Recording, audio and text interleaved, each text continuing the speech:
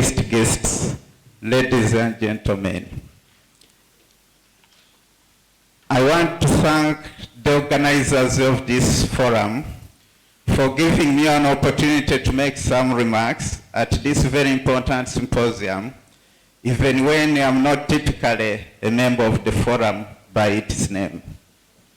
I want to say that I took over office from Professor Mary Ayorkor as Vice Chancellor of Stemmer University on the 1st May 2019, when she proceeded to serve as the Executive Director of the Uganda National Council for Higher Education, the body that supervises universities in Uganda. I want to take this opportunity to congratulate her upon this appointment, which is very important in the higher education landscape of our country. Her support to women involvement in education and leadership is evident across our country and spreading quite fast across the continent, and has been infectious to many of us whom she has mentored. I also want to thank the RUFORUM Executive Secretary, Professor Kwame Adpara, for supporting the organization of this symposium and choosing Ghana to host this event. This happens to be my first time in Ghana. I've traveled to many countries, but somehow Ghana has been elusive, but I'm happy that today I'm here in Ghana. The symposium, under the theme Enhancing Women Participation and Leadership Role in Africa Universities Agenda, provides an avenue for bringing together female vice chancellors and emerging female leaders, and this gives them one opportunity to learn from one another, explore new opportunities, and improve collaborations. It is clear that Africa cannot achieve gender equality and women empowerment, neither can we make significant progress in science, technology, and innovations without the guidance and participation of university leaders, particularly women. Universities today are a point of influence of many young people who apparently constitute the largest proportion of population in most countries in Africa. The involvement of women and girls in science, technology, and innovations remains low across the continent, and therefore there is an urgent need for role models to motivate our younger people.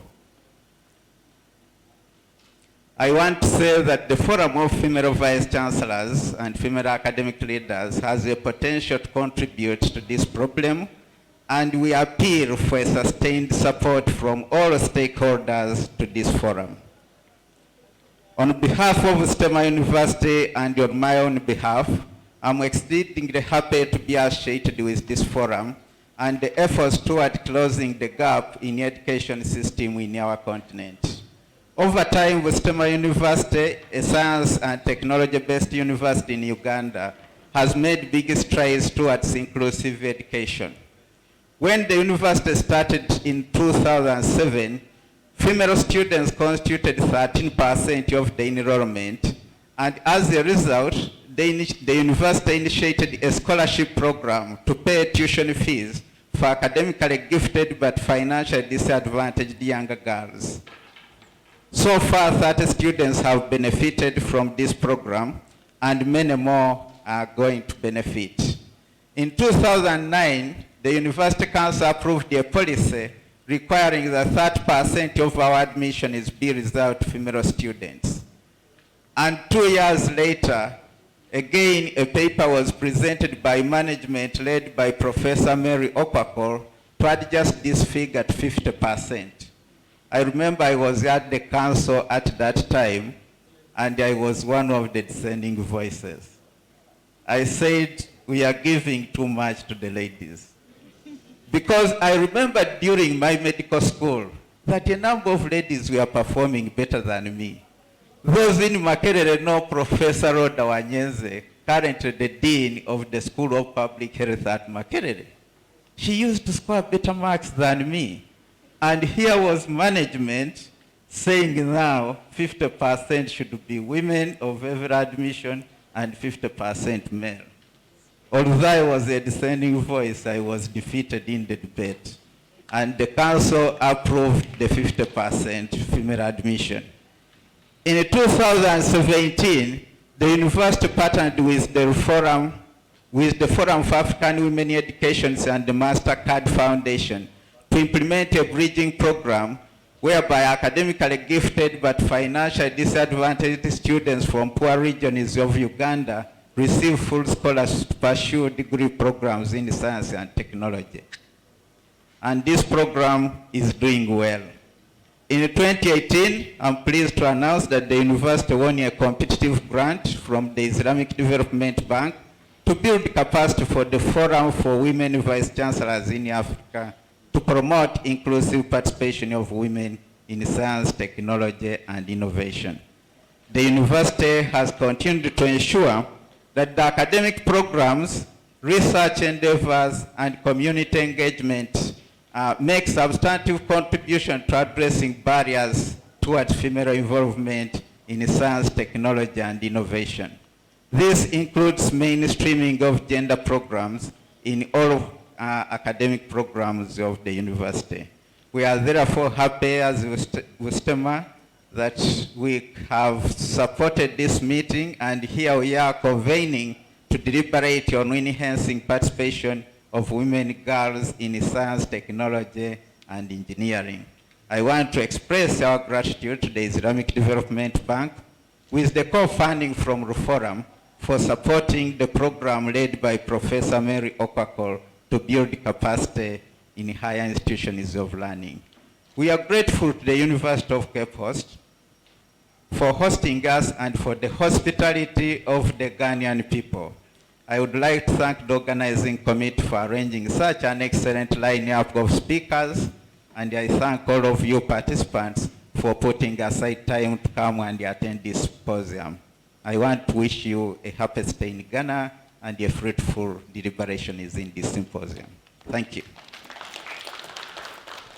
Thank you, Professor Paul Wako, the only male Vice Chancellor among female Vice Chancellors. We are happy to have you here. Thank you so much for your remarks. Before we move on, I'd like to give a few housekeeping information. We have the washroom. When you step out on the right, you walk towards the end and then turn right again. We have the washroom. But we still have the ushers here to assist, and they are in their beautiful, nicely dressed uniform. So speak to them, and then they will be of great help to you. We move on to take Professor Mary Okuko will be giving us, or will be setting the scene and objective for the dialogue, and she is the chairperson for the Forum for Women Vice Chancellors in Africa. Professor Mary Okuko.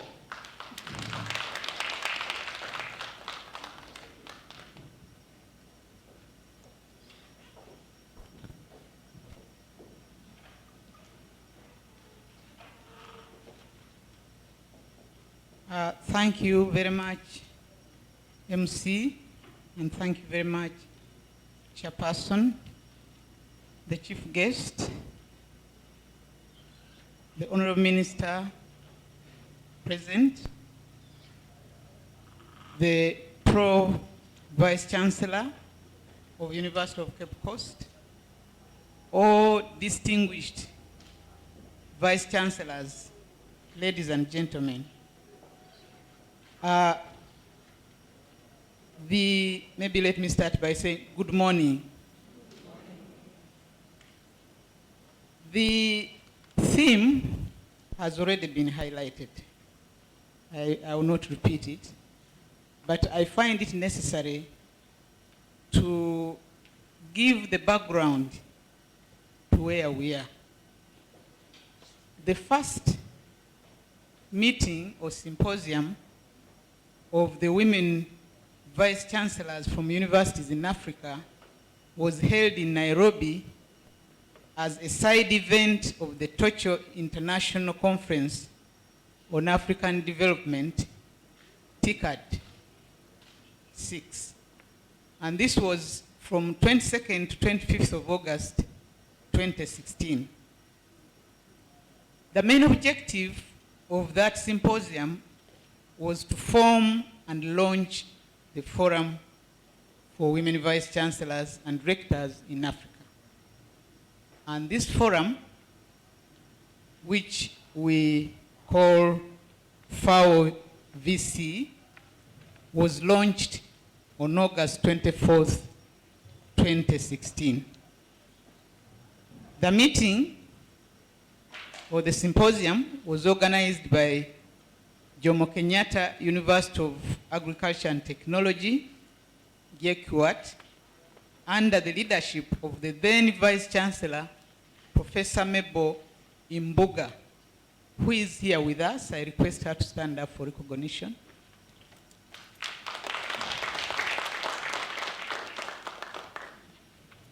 And this was done in partnership with RUFORUM under the leadership of the Executive Secretary, Professor Adipala, who was supposed to be here with us, but because there are so many activities, he's not with us physically, but I can assure you he's with us in spirit.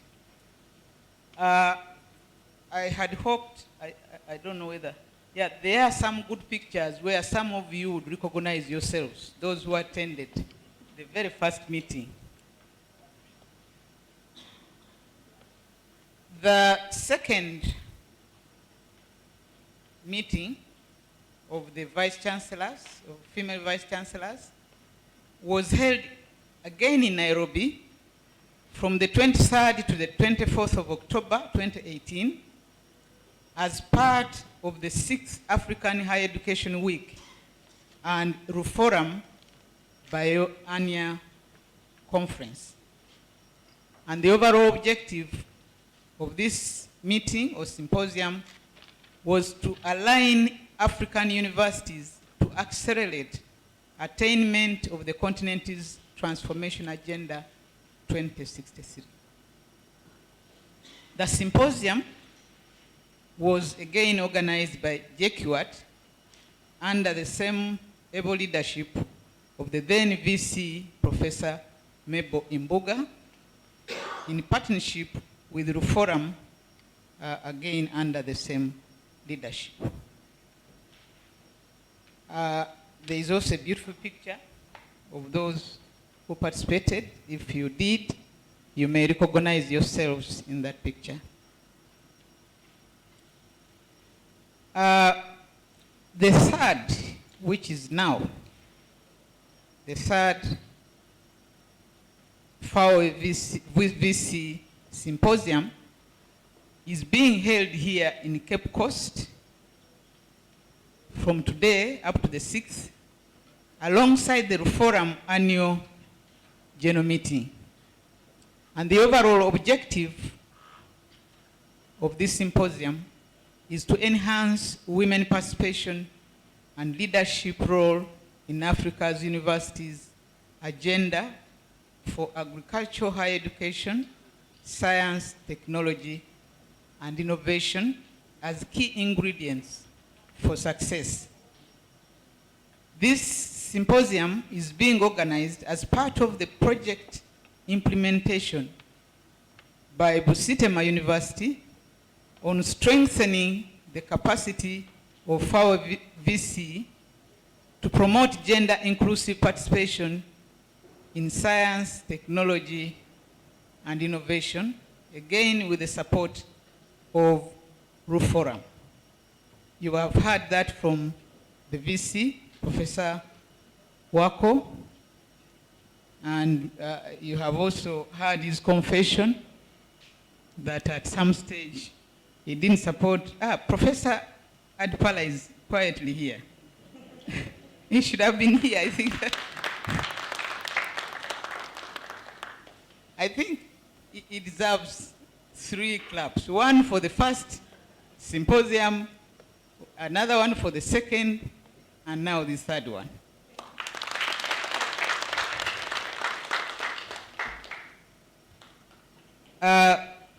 The project is funded by the Islamic Development Bank and RUFORUM.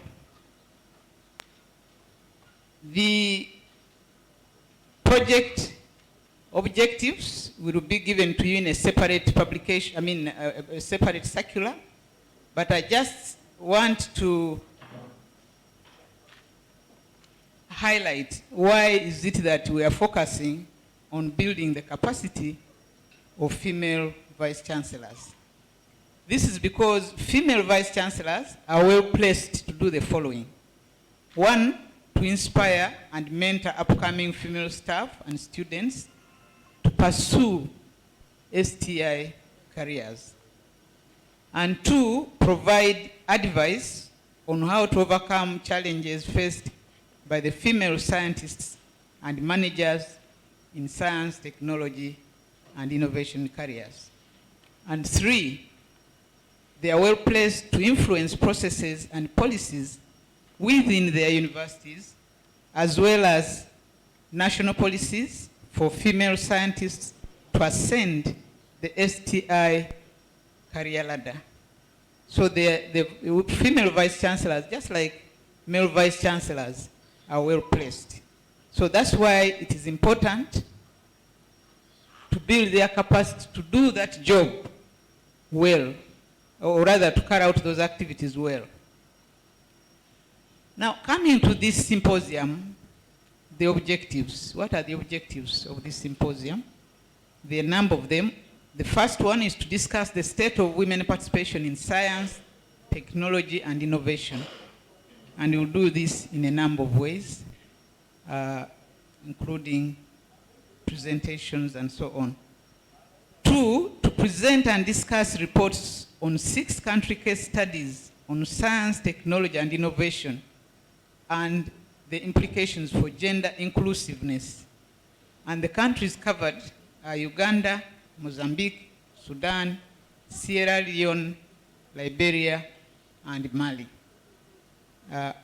And the findings that will be presented, I believe, are applicable to many of our countries. So much as the studies have been done in a few countries, you will find that the findings are applicable to all of us. The third objective is to hold interactive sessions for selected leaders with emerging scientists as part of the mentoring program under the project. Fourth, to share lessons and experiences with women leaders of different institutions in regard to strengthening institutional capacities to nurture women leaders in science, technology, and innovation.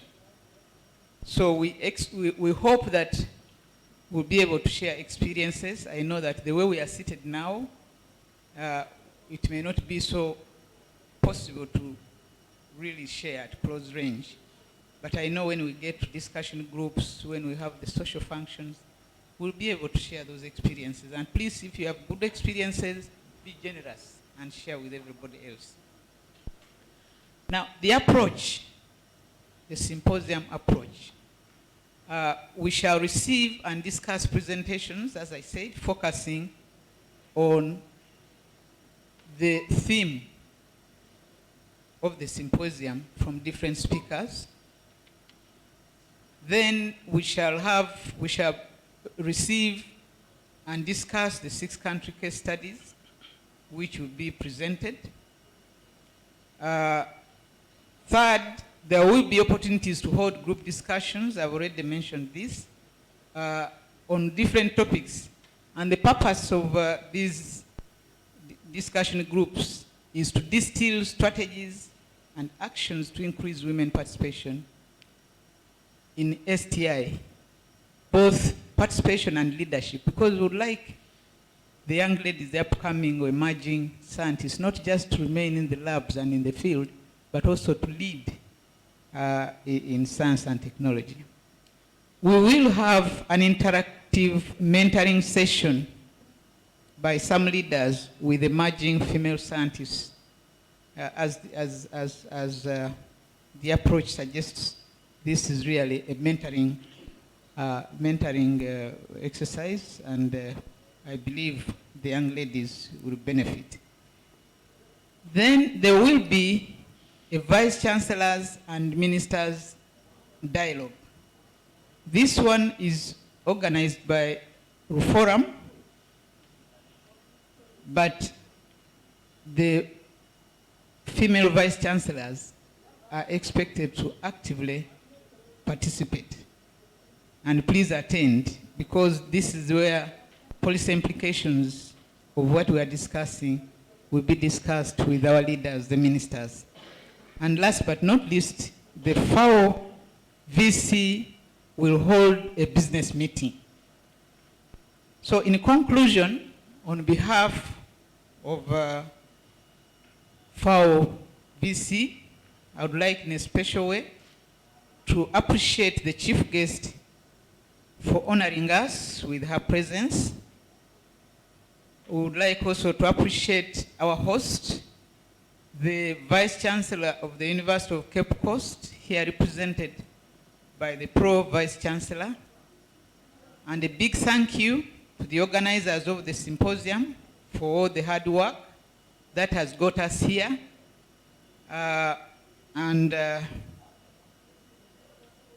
You know, in my country, when we appreciate, we are accompanied with some noise. I'm not hearing that. So let me repeat, please, because I said in a special way, I appreciated the chief guest. The chief guest is very busy. So busy that to come here, we don't take it for granted. The host, you have all hosted. You have hosted meetings, you know what goes into it, including sleepless nights. So we are very, very grateful for this. And the organizers from RUFORUM and Busitama University, and if they are here, I know they are in different places. The team from RUFORUM, if any representatives are here, please stand up. Stand up for, I know Professor is here, but yes. Thank you so much. The team from Busitama University, please stand up for recognition.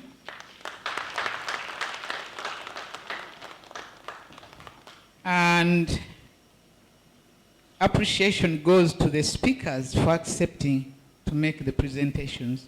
You know, with a meeting like this, if you don't have people to present and stimulate your thought, you can't have the symposium, so thank them, please. And to all of you participants, I've been there in that seat. There are so many competing demands. It's not easy to move to any one of them. But the fact that you chose to come to this symposium shows how much you treasure the need to enhance the capacities of our young ladies to ascend the leadership ladders in science, technology, and innovation. Thank you very much. And finally, I would like to wish you a very, very fruitful symposium. Please carry back extra luggage of ideas from here for your universities and your countries. Thank you for listening to me.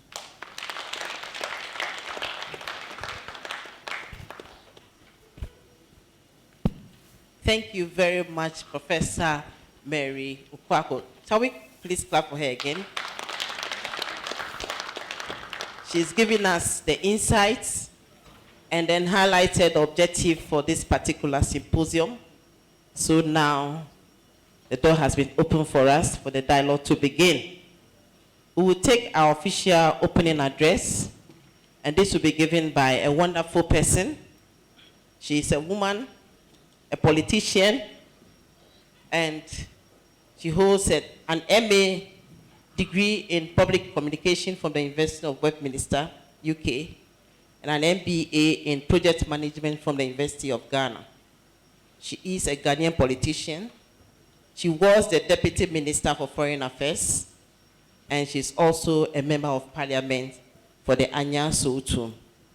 She's a cabinet minister, and now the Minister for Foreign Affairs and Regional Integration. Ladies and gentlemen, shall we welcome and receive Honorable Shirley Ayorkor Botchwey.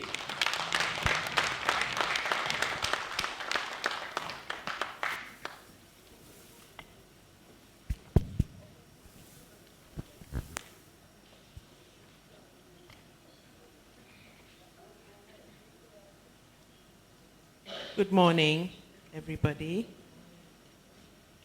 Acknowledge the chairperson of the University Council, Mrs. Nancy Thompson. Also, our honorable chair for the occasion, Professor Nana Jane Opoku Ajiman. I also acknowledge the honorable minister, my colleague from Sudan, chairperson of the Forum for Women Vice Chancellors, Professor Mary Okwako. Also acknowledge the Vice Chancellor of the Busitema University, Uganda, Professor Paul Wako, Vice Chancellors here present, Pro-Vice Chancellor of the University of Cape Coast, Professor Dora Francisca Edubando, Pro-Vice Chancellors here present, former Vice Provost of the Cornell University, Professor Alice Pell, rectors, principals, and deans of esteemed institutions present, Executive Secretary of RUFORUM, Professor Deepala, Provost Professor Amankwando, friends from the media, distinguished guests, ladies and gentlemen. Good morning again. It is an honor for me to be with you this morning. At the outset, permit me to acknowledge the generous invitation extended to me by the University of Cape Coast to participate in this symposium. Indeed, it is refreshing to note that Ghana was honored as host for the very first RUFORUM event to take place in the West African sub-region, and in no other place than Cape Coast, a city acclaimed for its excellent contribution to academia in Ghana. Let me also take this opportunity to warmly welcome our distinguished guests who have joined us from across the continent and beyond.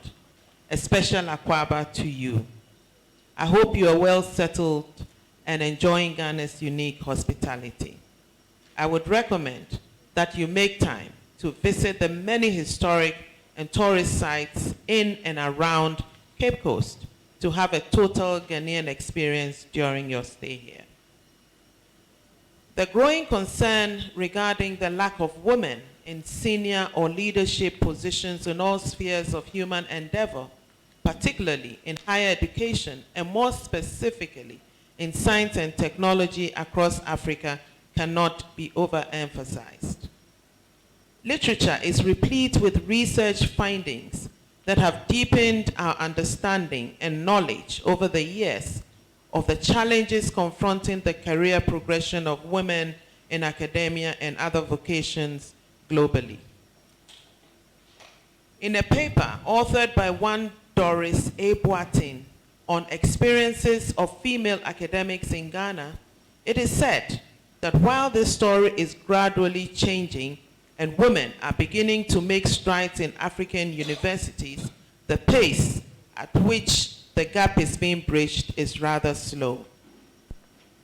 According to that paper, the story of gender parity among teaching and research faculty at the University of Ghana was rather unimpressive. Available statistics indicate that out of the total number of teaching and research faculty, over 70% are males, while the female population accounts for less than 30% of the number.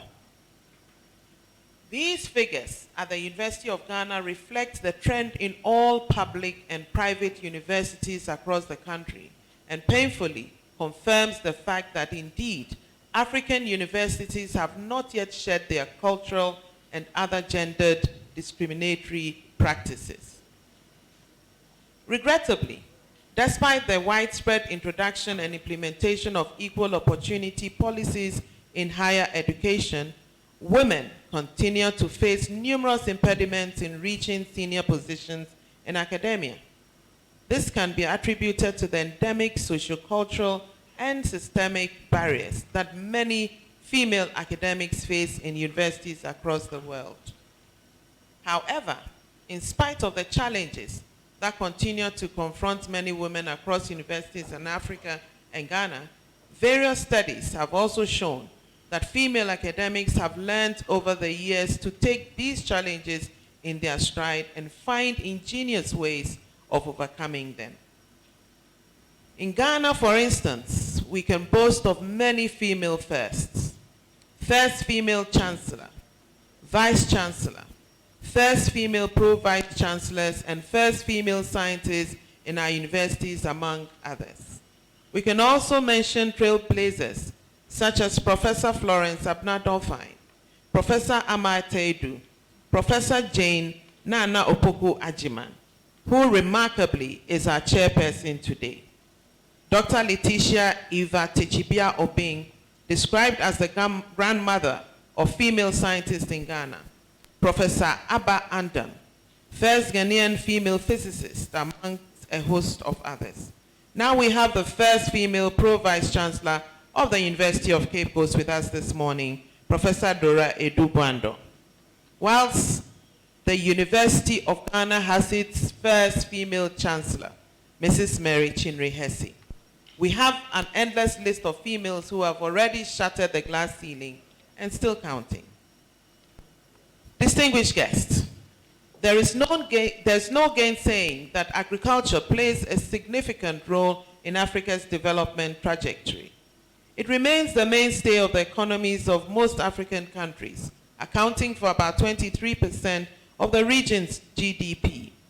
Women, according to the UNDP, constitute about 80% of African farmers, yet they own only about 1% of the land. Women form over 50% of the population, but have unequal access to economic, political, social, and cultural opportunities. No doubt, women bear disproportionate burden of poverty, illiteracy, and diseases. We all acknowledge that women are an integral part of the agriculture value chain, farming and harvesting in the field, rearing of animals, agro-processing, marketing, policy formulation, and of course, research and development like many of you gathered here today.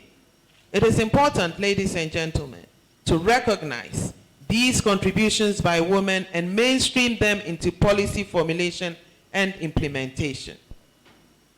Thankfully, the African Union's Agenda 2063 provides some policy guidance in gender-related issues. Aspiration 6 of the agenda provides that the African woman will be fully empowered in all spheres with equal social, political, and economic rights, including the right to own and inherit property, sign contracts, register and manage businesses.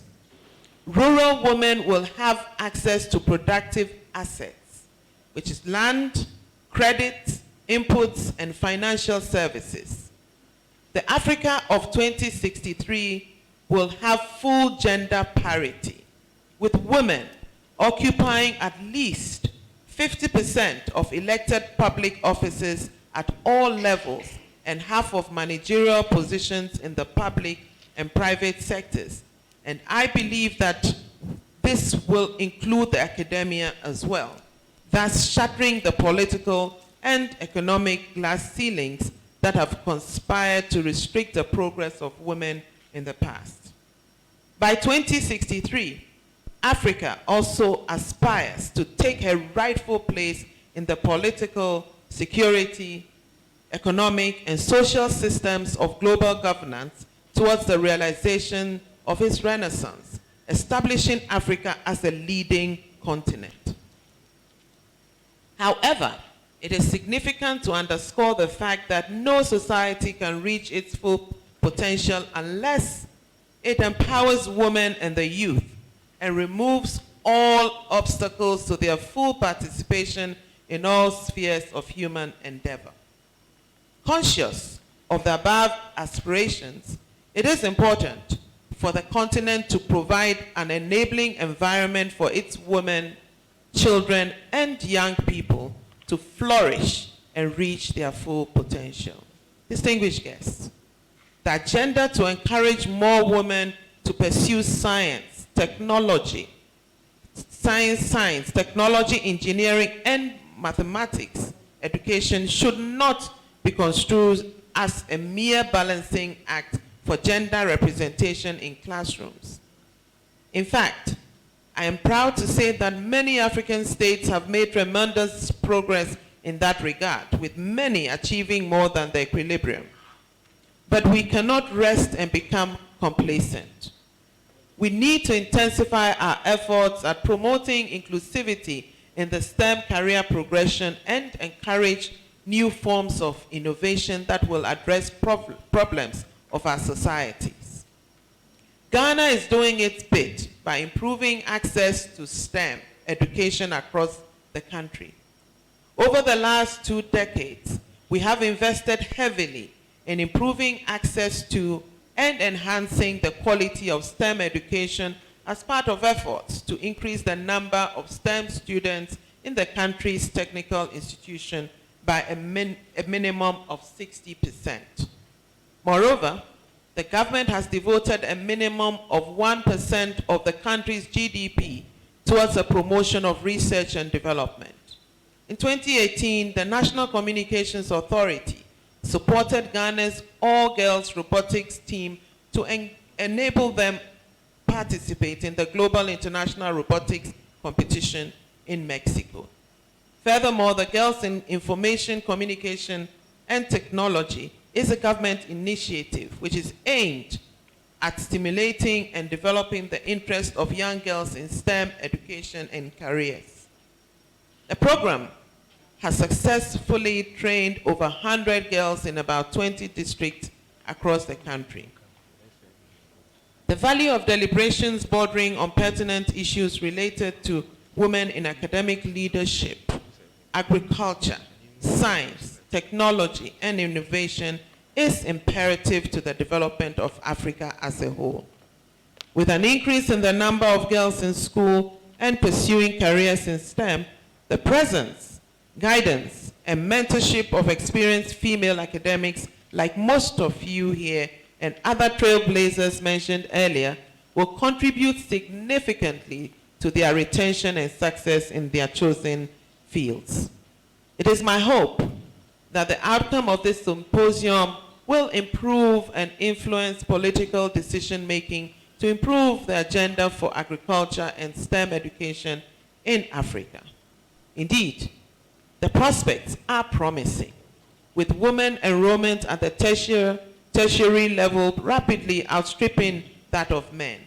I am happy to observe that the University of Ghana recently announced that it has exceeded its target of achieving parity in female-male enrollment.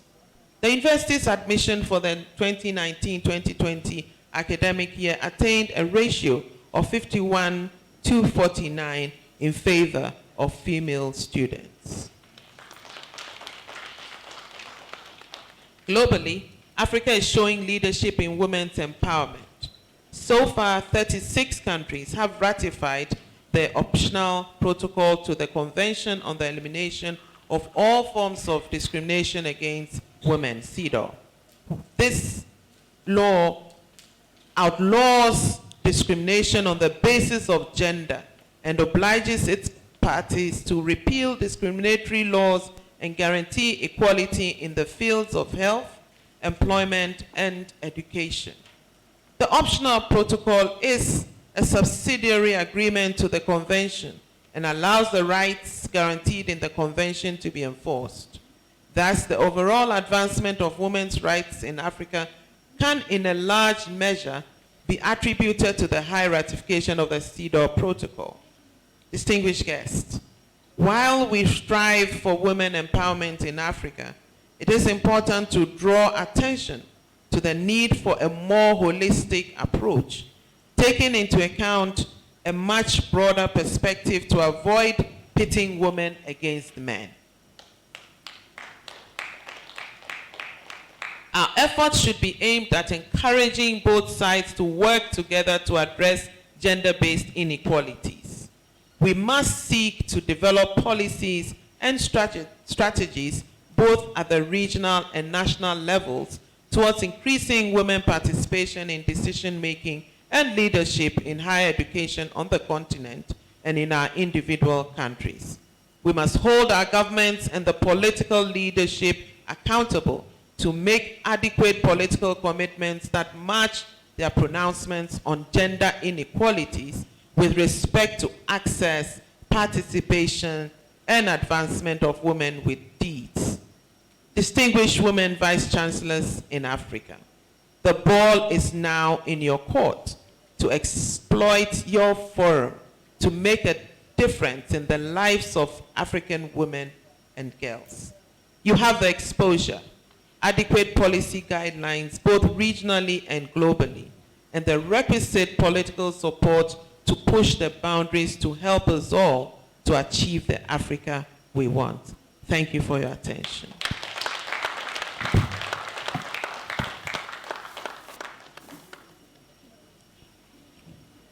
Thank you very much, Honorable. Thank you. We appreciate everything. We will now take the keynote address, and this will be given by Professor Alice Pell. Professor Alice Pell is a former provost of University of Cornell. She is a professor in animal science in the College of Agriculture and Life Sciences in Cornell University. And she is also she's been the director for the Cornell International Institute for Food, Agriculture, and Development since 2005. She has a long history of international research, teaching, outreach, capacity building. So you see that she's all over. And most of her research focuses on tropical farming system with an emphasis on Africa and Asia. Ladies and gentlemen, shall we receive Professor Alice Pell to give us the keynote address.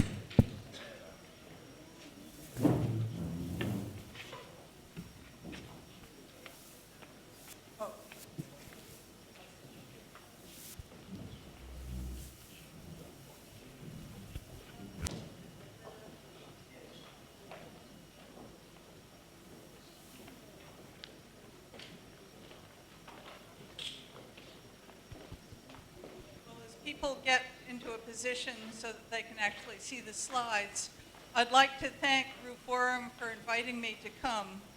I first came to Ghana in 1972 when I traveled by lorry from Kumasi to Bolgatanga. And then in the early 2000s, worked on projects both in Dankorkrum, in the Greater Afram Plain, and in Mamprusi, northwest of Tamale, which in the wet season is known as overseas. So it's a country that I'm very glad to be back at, and particularly at the RUFORUM meeting. What I'm going to be talking about today is pretty obvious. It's women in science, technology, and innovation. I'm starting with a quotation of a poem by Lewis Carroll, the person who wrote Alice in Wonderland. Just the place for a snark. I have said it thrice. What I tell you 3 times is true. I think too often that's been what's happened as we try to allow women to assume the roles that they should be playing in our societies without always having the kinds of documentation that we need to prove. We say that role models work. Well, how do they work, and what are the most effective role models? And I'd like to talk about some of these topics today as we go forward. First of all, and with this audience, I probably could have deleted this slide because all of you have been in the place where you've been one of a kind or two of a kind in classrooms and have all too vivid a knowledge of what discrimination against women can feel like. But as talking points for those who are not yet committed, we want to emphasize, first of all, that diverse workplaces are more innovative, productive, and profitable. Very often, the private sector takes us to task because our graduates don't work well in teams, and the only teams that they work with include both men and women. So our graduates need those skills. There are a couple of really tangible examples of what happens if you don't include us. The first is the result when they were developing voice recognition systems to detect voices. Men designed them and men tested them. They forgot that women's voices are higher than men's voices, so they literally silenced us because the system couldn't pick our voices up. When they were developing airbags, again, an all-male engineering environment, and they forgot that women and children are smaller and lighter weight usually than their male counterparts. The result, airbags that failed to deploy in car accidents and unfortunately deaths.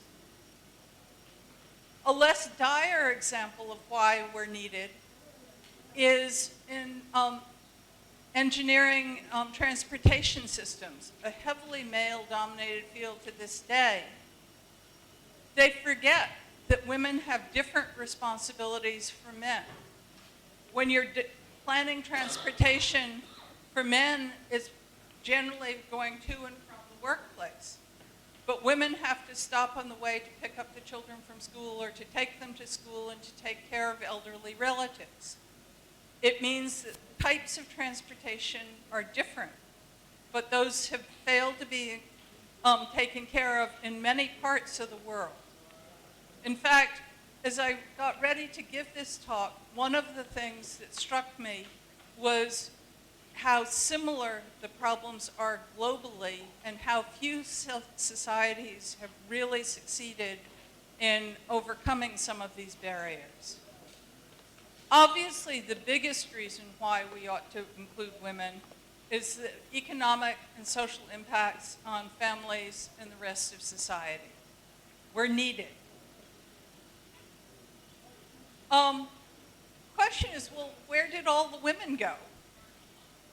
Well, unfortunately, and this is one of the costliest problems that we have here, 2/3 of the people on this planet who never go to school are women.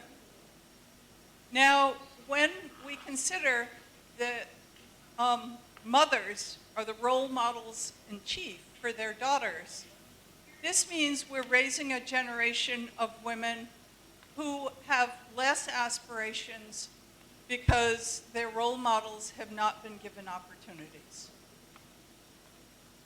The second area, and this is one we have a bit more control over, is very often the reasons that women don't go on to careers in the sciences is that they have not had the proper background during primary and secondary school. Part of this is a decision they opt out of taking advanced maths and science, but it means that they can't go on when they get to university. The severity of this problem is very obvious. 28.8%. Now, it might be 30% now, but women are grossly underrepresented in research positions. And if we're being ambitious, we look at the Nobel Prizes. Only 3.3% of all the Nobel Prizes awarded in the sciences since 1901 are women. Now, that's just not enough women to be winning prizes in areas that include medicine, an area where there have been women prominent for many decades. This slide has a sort of picture of the status quo of the percentage of women in research jobs. I focused on the women employed because that's really the outcome we hope to achieve through much of the discussion that we're going to be having over the next few days. As we can see that there's a huge in fact, a more than tenfold difference between Tunisia, where over 55% of its research force are women, to Chad, where it's less than 5%. Now, there are many reasons that go into this. Over 80% of the population in Chad still is involved in small-scale agriculture. The research infrastructure is less developed there. The per capita income there is low. The case of Tunisia is interesting. There are many figures that we use to talk about how successful or not successful we've been in changing the position of women in science. We often count heads because we're very good at counting heads. But actually, we also ought to be looking at achievement. Anyone know what country is number one in the percent increase? Well, we're comparing men and women in this comparison. And in this country, the women exceed the achievements on standardized test score over the men by a greater margin than any other country in the world. Anyone know what that country is? Saudi Arabia. And if you look at that same variable, 9 of the top 10 countries are Arab countries. Finland is the outstanding one. Now, the reason for that is not clear because the predominantly Muslim countries included in this range from Saudi Arabia, which is quite conservative, to Indonesia and other much more liberal, inclusive countries. But it's something that we need to keep thinking about when we look for how we're going to model what we do next in terms of changing women's roles. Now, I think, because I've actually done a little bit of reading in this area, that the reason why the predominantly Muslim states have been so dominant in this high achievement of their scientists, it's not that they have the most scientists by a long shot, but a lot of the instruction occurs in gender-segregated classrooms, and the women feel very comfortable participating, very hands-on, very involved. It's their world. Now, I'm not arguing that we want to go back from coeducation, but I think we need to think about what happens in a gender-segregated classroom and try to make that happen for all of our students in all of our classrooms. I did a thought piece for this conference, and this slide is there if you're interested in more information. UNESCO's done some excellent work, and their publications are cited in that same publication. They're all available free online. One of the things that they have talked about most are how should we sort of frame this discussion? And they have identified 4 key areas. That there's the things that affect how a woman integrates herself into the science workforce include some individual attributes: IQ, persistence. Now, some of those are culturally determined, some of them are biologically determined. In the early and not so early years of people's lives, their family and their peers are critical. This is an area that in universities we sort of say, well, that's not quite what we do. On the other hand, we do educate a lot of people who are going to become parents. And we don't include very much discussion of the different ways that you could talk about these issues in that. Maybe a couple of social science requirements that make people think about these issues. The school and the educational system is of paramount importance, particularly, as we'll come to in a minute, for certain age groups. Good teaching, teachers who are comfortable and enjoy math and science need to be in those primary school classrooms, because that's when a huge number of attitudes are formed. Well, most of our universities have schools of education, and we do have teacher training responsibilities. So we need to look at the curricula in that. And then we've got the big nebulous socio-cultural effects. These are all of the things about our cultures, some of which we revere, some of which we need to change.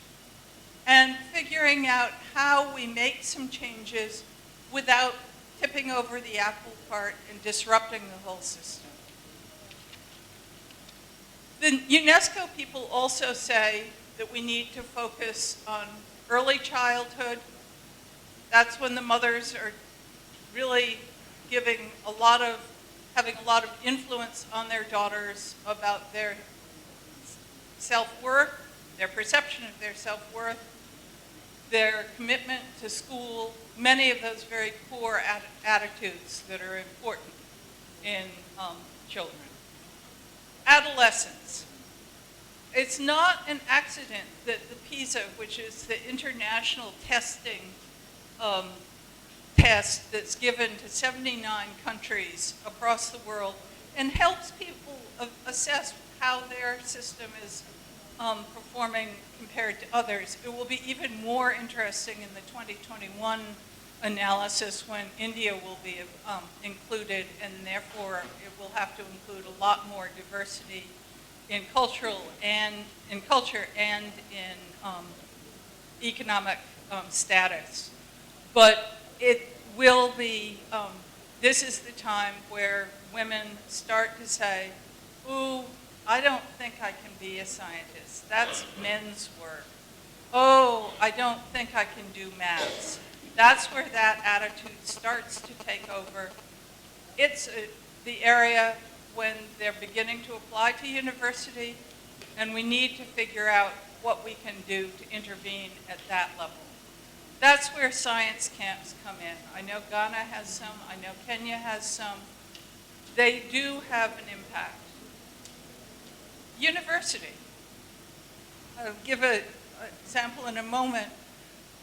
Are we really giving our female students equal opportunity in the classroom? Try doing some tests in a class and see how many women participate in asking questions and how many of the questions are male. In most cases, there's quite a big difference. And if you're only quiet all the time, you're not as engaged, you don't learn as much, you don't feel as confident. And finally, another area where we need to pay a lot of attention is at the job entry stage. A disproportionate number of women go all the way to get their PhD, and at that point, they opt out of their scientific field because they can't put together having a family with holding the job that they have. A tremendous loss given all the investment that's gone on. The other thing is that we're not very sensitive to language in calls for new positions. That very often we imply that we're really looking for a man for the job when in fact it's not true. A sensitive eye to that can actually increase the applicant pool. So the universities have a number of roles, both the individuals, the effect that our programs have on our students in terms of their gender relations. We do have roles to play in teacher training and in parenting skills. I'm going to use a case study here that I'm not naming the university because I'm not going to say very nice things about it. But it also is an example of exactly what we should not be doing. This was a university in the early 70s, late 60s. A number of previously all-male universities admitted women. And this university that I'm talking about is a highly regarded US university. Their first step, there was a lot of discussion because the reason that they were admitting women is that they had been losing good candidates to their peers who had already decided to admit women. Their hearts were not in this task. They thought they were just fine the way they were. So they originally said, well, we'll set a ratio of 7 to 1, 7 men to 1 woman, and that will be enough. Then they started thinking about, well, oh, this is going to be very expensive. We're going to have to remodel the dormitories. They installed full-length mirrors in the dormitory rooms. And then they decided that they would distribute the women across all of the first-year housing rather than having clusters so that people could actually form support groups. They didn't think it was necessary early on to have women's sports teams or devoted women's extracurricular activities. Those were only for boys. No women's studies program, no support groups. The reason for this was the opposition from both the current all-male students and the alumni. And the result was the first 5 years, this university's coeducation, they were very lucky. They had a group of very tough, talented women. But going to university shouldn't require toughness. It should require some talent. And they have recovered from it. But the reason I bring this example up is I think that we have comparable departments at many of our universities where it's basically the same set of issues, that there are virtually no faculty who are female and only a handful of female students. And we don't want to have them so that they're one of a kind in their classes. I think I've certainly been there. I suspect most of the women who've been in the sciences have been there. You just don't feel comfortable. So think about this and think about what we should be doing to go co-ed in our classrooms effectively.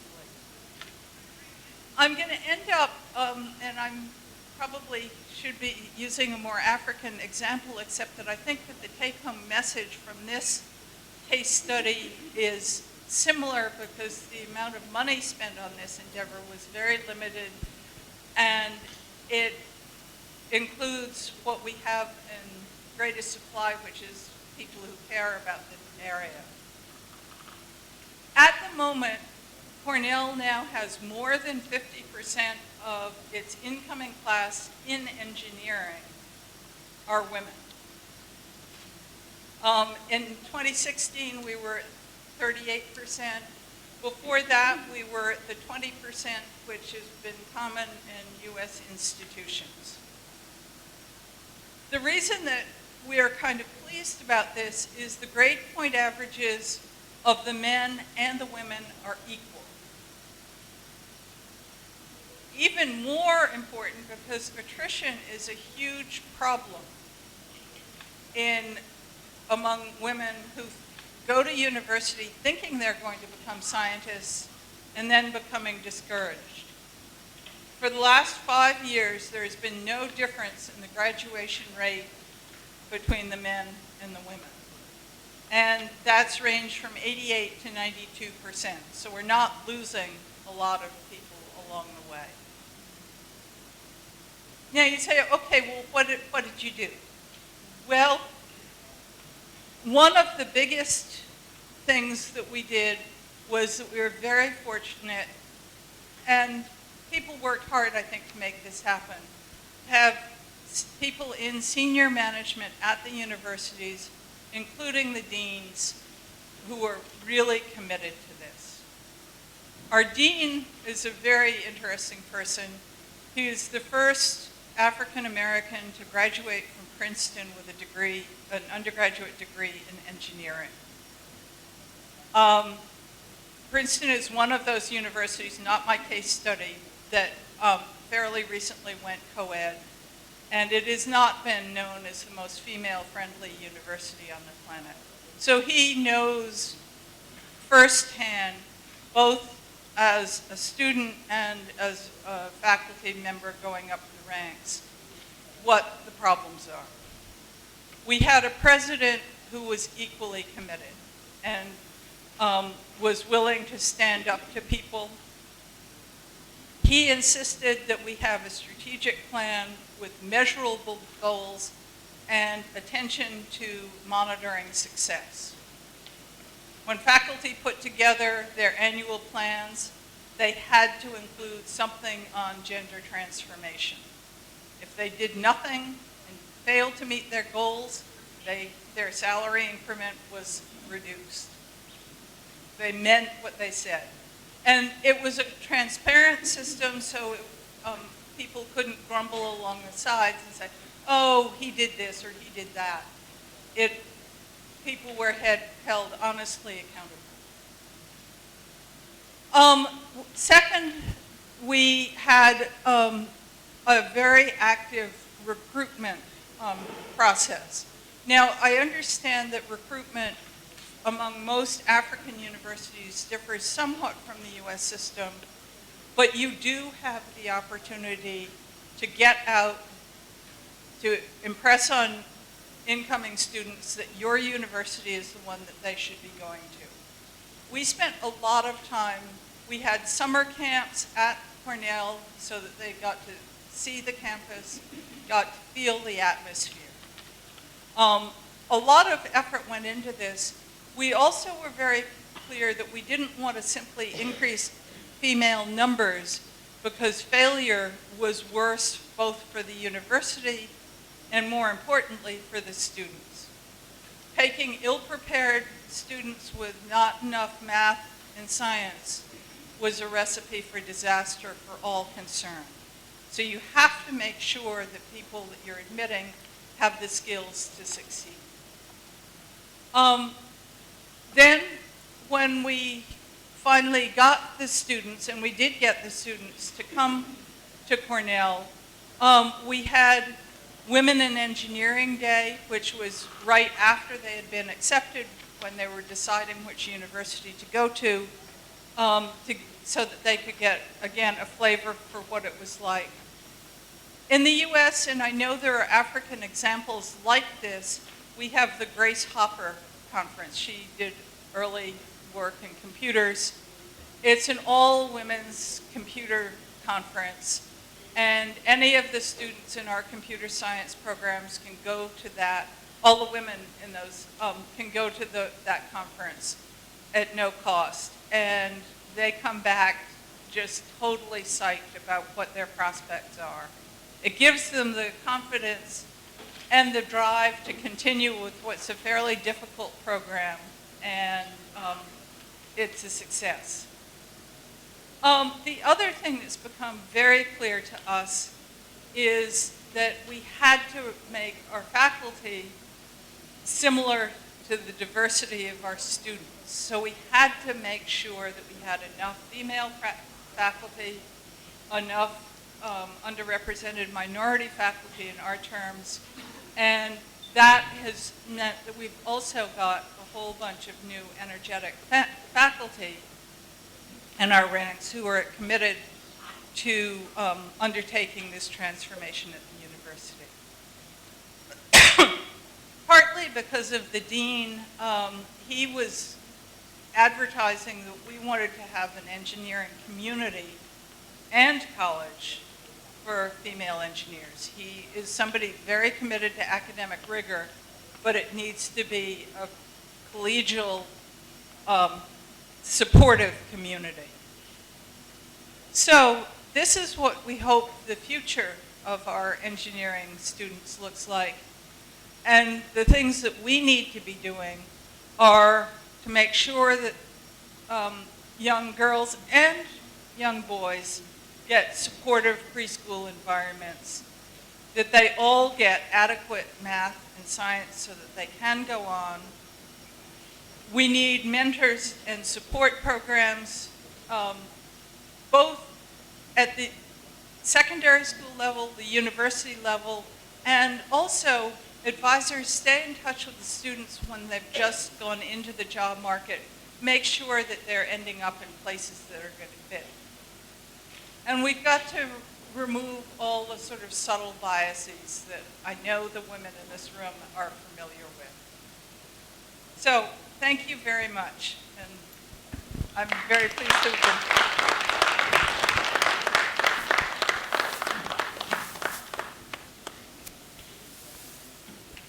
Let's give it again.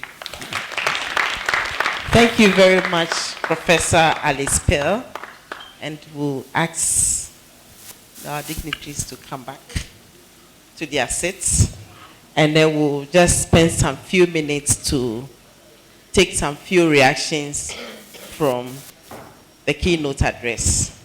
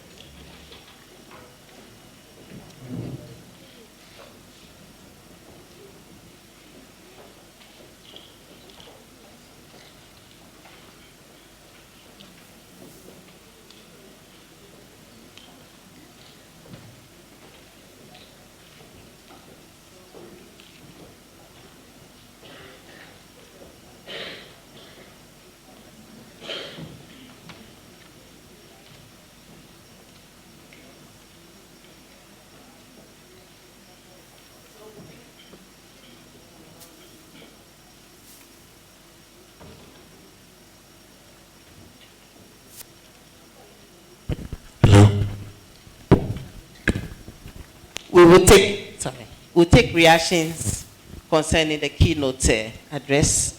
So we'll have an extra mic, and then we'll pass it on to whoever wants to say something about just a very short remarks. If you want to say anything, just go straight to the point, after which we'll take a health break.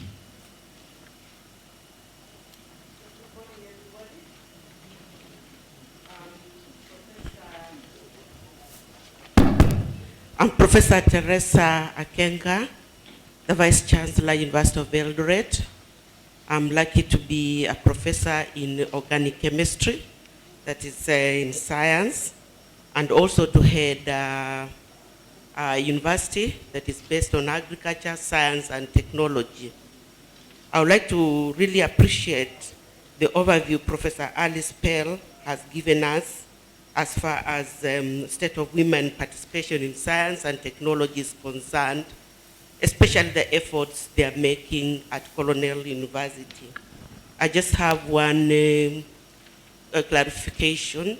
Have you carried out detailed the statistical analysis on the issue of the specific science subjects, especially physics?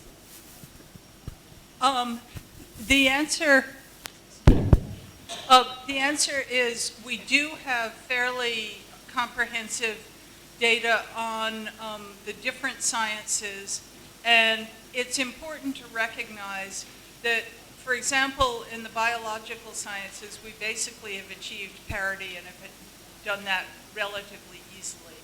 The same is true in the health sciences. That doesn't mean that women don't encounter discrimination in those fields, but the question of getting the numbers up is by far the greatest in physics.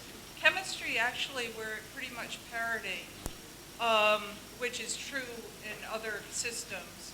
The other area that's been difficult is engineering, and particularly computer science, which, given the number of opportunities now, is one that there's going to be a huge demand in terms of well-paying jobs, but women seem to be uncomfortable in that, and our enrollment still is low in that.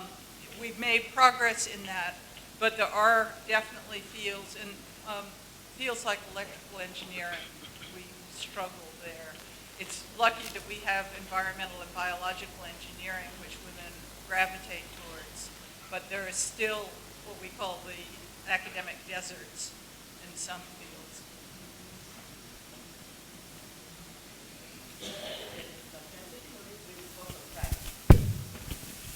Thank you very much, Professor Pell. That was a good historical background ending on a good challenge to all of us here. My name is Stella Williams from Nigeria. One example that I would love to leave with you all is the experiment of African women in agricultural research for development. We carried out and see what is happening in Africa. And we were shocked at the position of the African female scientists. But today, we have been able on a regional level to have that challenge turned into innovation, and then it's now trickled down to the national level in those countries where we have these African female scientists. And so one of the things that we are going to take back home is how we rule our world, how we are happy to be who we are, and how we can continue to make that difference. Thank you.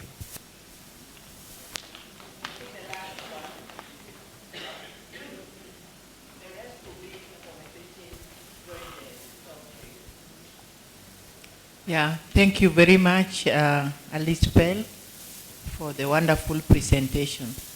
I just wanted us to look at this scenario. What I have done at Egerton University, where I come from in Kenya, we had no female students in engineering. And over the years, we have worked out that now we have female students in engineering. My problem, once they finish, we normally recommend that they go for further studies, for masters and above. When they get there, that's where my problem is. And they finish,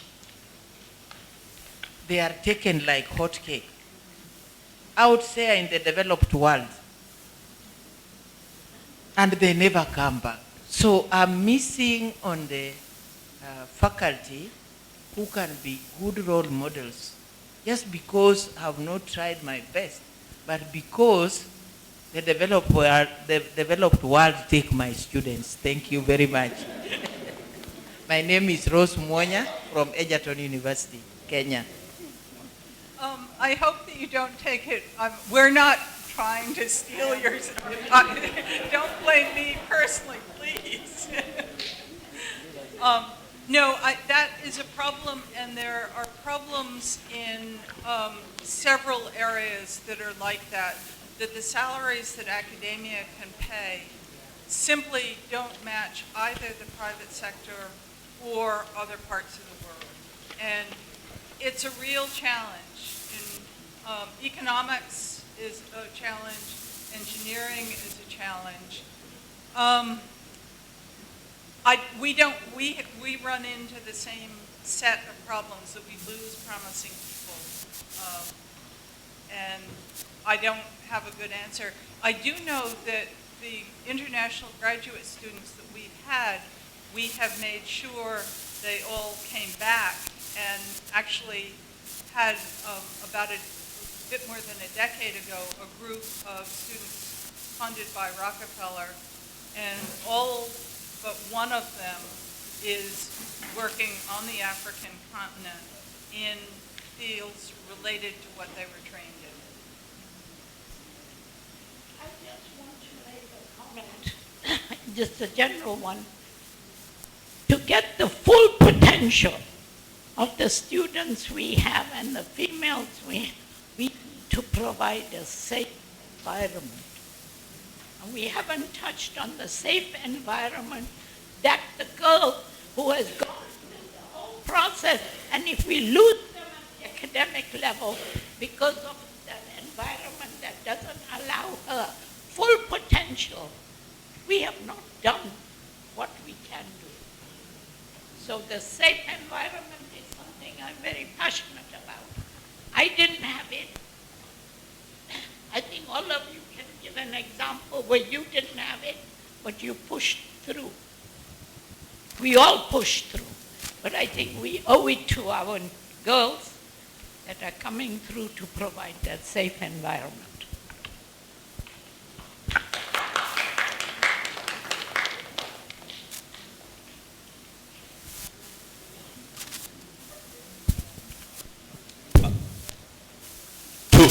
Two related issues, and I'm looking at our policy leaders.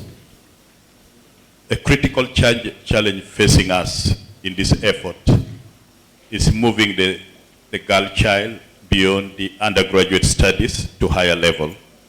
And you again get a very high level of a leaking pipe, just like you have it at the lower levels of education.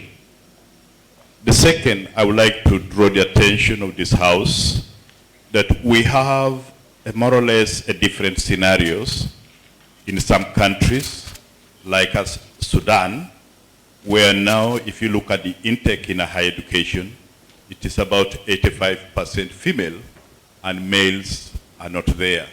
So as we devise the strategies ahead, I plead that we also give attention to that side of the coin. Finally, the issue of staffing in African universities. I would like to appeal to our policymakers for special attention that we do make a special effort to invest in building staff capacities in African universities, and in so doing, give attention to increasing the pool of women leaders in universities so that they can serve as role models. Thank you very much.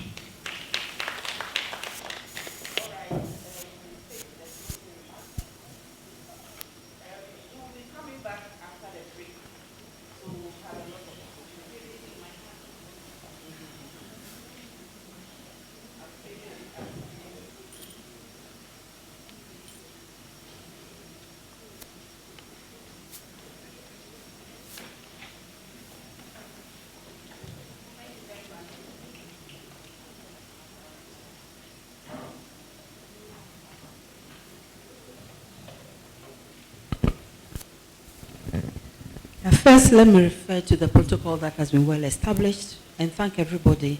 This has been so exciting. I could see many hands going up. So what it means is that a good dialogue has begun and we will continue with it, whether formally or informally. In my style of chairing, I never like to sum up so much as to share some of the thoughts that I'm going away with, knowing that many people will be going away with many different thoughts. But first of all, Professor Paul Wako, the one who made the confession about the 50%, we forgive you. We hold no, we forgive you, and we are glad you've confessed, and we know that you will share your experience with many more people who are in the position to facilitate the movement of women. I'll not go into the difficulties about why you ended up where you did. Maybe at some point we will be talking about that. A second point that I'm taking away, or my feel, is that we have overflogged the issue of culture. Perhaps we also want to pay attention to the issue of history. The history of formal education on our continent. In Ghana, for example, it did not come for girls. It came for boys. And for the longest time, it seemed to be the preserve of boys, and therefore, definitely it will affect the culture. But it's only when we go to the root of some of our issues that we are able to solve them and solve them effectively. I want to congratulate the women Vice Chancellors. It's so heartwarming to see so many of you. You may have started small, 2016, it doesn't matter. It is the intention behind the organization that is more important. There are others who started with less, and I refer to my own FAWE, the Forum for African Women Educationalists. It started with 5 women ministers for education 27 or 28 years ago this year, who found themselves in a conference. There were just a few of them, and they got together. They realized there was so much they can share. And that included a woman from Ghana, of whom we are very proud, the late Vada Yeboah, another woman from Seychelles, another one from Kenya, from Burkina, and I think, and Gabon. So it starts small, it doesn't matter. Once we are serious about making progress, we will. And I know that FAWE will go very, very far. I also wish that we'll continue to focus on our strengths. I want the meeting to end with all of us going, with all of us leaving with the confidence that we can make a difference. Every so often you attend these conferences, there's an African forum or something, and you live so deep, discouraged, because you have all your in front of you and no solution. We need to go with answers. And I think there are others, there's so much we can share. There are too many of us here to live depressed. And one challenge I want to throw to academia, to all of us, is that we need to interrogate knowledge. We need to interrogate what has come to form the canon of our scholarship. That, and the offshoot is what we see. We need to go back to the basics. For example, how many centuries before, BC, said that to ground 50% of the population in idyllic retirement is a waste of the natural resources. That was Plato. It was rather Aristotle who came up with all these things about women being half men, continuing to and beyond. That is the result we see today. So we need to go back to that and interrogate what is it that we are even championing as we try to change the position. I've never heard Jesus say any negative thing about women. It's rather St. Paul. So why is it that it's St. Paul's words that have overshadowed the one we are all trying to emulate? So we need to interrogate our and going forward with women in next year, definitely don't see many of them in the labs. We don't see many of them with Nobel Prizes. But I want to say that women are everywhere in sciences, especially on our continent. If 80% of the women are in agriculture, if whatever percentage is in food processing, what is it? They can grill or smoke fish at many, many levels. They are done. It's all smoked to the same color. We need to look at what are the women doing in science. If they are not in the lab, these are their labs. That's where they are processing so on. What is our reaction to that? Why do we think they must all pass our exams before we see them as scientists? So all I'm saying is that the women are doing a lot of work in science. They are not even asking for the moon to move up. They are asking for something very little. And it is up to us, those of us in academia, let us reach out to them. We are not going to participate in, it should be this person's job and that person's job. We are here. What are we doing? So I want us to look at that also in the field. And definitely my dream is that we get to a level on this continent where it is no surprise that a woman vice chancellor. We should get to the level where it doesn't come as a surprise that the top scientist in the world is a woman and she's from Africa. You know we can. And we can all put our hands to the wheel, mentoring, teaching, explaining, supporting, encouraging. And on this note, I want to thank RUFORUM for thinking of me as a possible chairperson, especially to Professor Kwam. And he knows I travel a lot because my work takes me out of the country too many times. And he told, you need to block that week, and I have. Thank you very much. And Finally, of course, to my beloved FAWE. Thanks for being here. I can see many of you. And you know, FAWE has developed, Alice, you talked about something, about how else we can make the co-ed classrooms work better. Refer to the gender-responsive pedagogy that we've developed at FAWE. It works like magic. It doesn't take a lot of money. You know, women, we don't have a lot of money. So we like to make very, very good use of the little money we have. The gender-responsive pedagogy works. It is available. We are going to copyright it, so you have to subscribe to it. Thank you very much, and enjoy the rest of the conference. Thank you very much, Professor Jenana Ubokwejiman. I know she will surely go there, reaching out to the women out there. Every woman is a scientist. I am a chemist, and I say that every woman is a chemist because our domestic lab is a kitchen where we do the mixing and the filtration and the separation. We are very happy we have come to the end of this opening session. We will continue with the technical session after the tea break. But before that, we would like to take a group photograph. We'd like to take a group photograph outside, and the ushers will direct us how we do that. And a very quick announcement before I forget. This evening, we are having a wonderful dinner for all the women. So there will be a photo shot. So be in your best, and we'll give you a printout before you go. Thank you very much. So we'll all step out for the group photograph. And thank you very much, everybody, for making this program a successful one.